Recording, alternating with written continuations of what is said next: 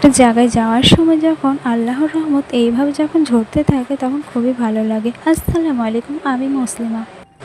আমি টুকটুকি গাড়িতে এমন কোনায় বসেছি যে আমি এখন পর্যন্ত ভিজিনি, কিন্তু মা ভিজে গেছে। আজ আপনাদের ভাইয়া গ্রামে কাজ পেয়েছে আব্বার সাথে, তো আব্বার সাথে ওখানে কাজ করছে।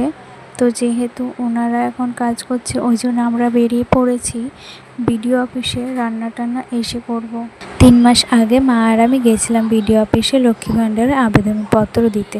তো সেগুলো দিয়েছিলাম, জমা নিয়েছিল, তো সেগুলোর জন্য যে গেছি আমরা, তো জানলাম যে সেটা রিজেক্ট হয়ে গেছে নাকি অ্যাকসেপ্ট হয়ে গেছে। তো ওনারা বললেন যে অ্যাকসেপ্ট হয়ে গেছে। আমার সামনে যে নানি দাদিগুলো যাচ্ছিল ওনারা ভাবছে যেন আমি ওনাদের আগে লাইন দেবো। তো ওনারা তো খেয়াল করেনি আমাকে পেছনে, যখন আমার পায়ের আওয়াজ পেয়েছে তখন ওনারাও দৌড়িয়ে দৌড়িয়ে আসছিল। তো আমি তো বুদ্ধিমান, আমি বসে আছি আর আমার শাশুড়ি মাকে লাইনে দাঁড় করিয়ে দিয়েছি। উনি যখন যাবে ভেতরে তখনই আমি ফুরুত করে ঢুকে যাব। ভেতরে যখন গেলাম মায়ের আধার কার্ডটা নিয়ে ওনার নামটা টাইপ করলো, তো ওনারা বললো যে 2 মাস আগেই তো আপনারা দেখিয়ে গেলেন, তো এখন আসার কী দরকার ছিল, 6 মাস পরে চেক করবেন, দেখবেন টাকা ঢুকেছে কিনা, তখন যদি না ঢোকে তাহলে আসবেন।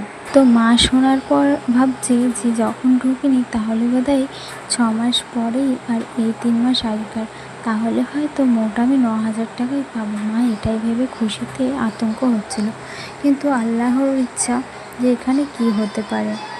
শোনার শেষে মা আর আমি তখন বেরিয়ে পড়লাম। তো বাইরে গিয়ে দেখি বৃষ্টি হচ্ছে, আর মানুষ এতটাই ক্লান্ত হয়ে পড়েছে, যারা সকালে এসেছে, যারা লাইনে দাঁড়িয়ে থেকে হাঁপিয়ে গেছে, তারা দেখছি বৃষ্টির মধ্যে গাছের এক কোণায় বা নিচে কাউন্টারে বসে আছে। পাশে একটা ব্যাংক আছে, তো ওখানে অনেক ভিড়, তো সেই জন্য মানুষ বসে আছে। আমি আর মা তখন এখান থেকে বেরিয়ে গেলাম হিজাবের দোকানে। তো হিজাবের দোকানে হিজাব নিলাম এবং একটা মাস্কও নিলাম। ওই দোকানে দেখছি কত সুন্দর সুন্দর আবায়া, তো আবায়া দেখে তো আমার মন তো পিঘলেই যাচ্ছিল, যদি ওরা নিতে পারতাম একটা। ওগুলো নেওয়া হয়ে গেলে চার্জার নিতে গেছিলাম, তো চার্জারের দাম ছিল 600 কিংবা 700, কিন্তু আমি 400 টাকা দিয়ে নিতে পারলাম না, তাই ফেরত আসি। তারপর অটো ধরলাম, কোনো অটোই পাওয়া যাচ্ছিল না, যেহেতু উপায় একটা পেলাম। তো এই অটোতে অনেক কষ্ট করে বসেছিলাম, 3 জনের মধ্যে আমিও বসেছি।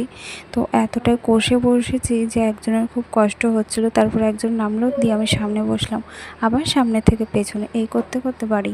ভিডিওটি ভালো লাগলে লাইক, কমেন্ট অ্যান্ড সাবস্ক্রাইব করবেন, আর শেষ পর্যন্ত দেখার জন্য অনেক অনেক ধন্যবাদ আপনাদেরকে।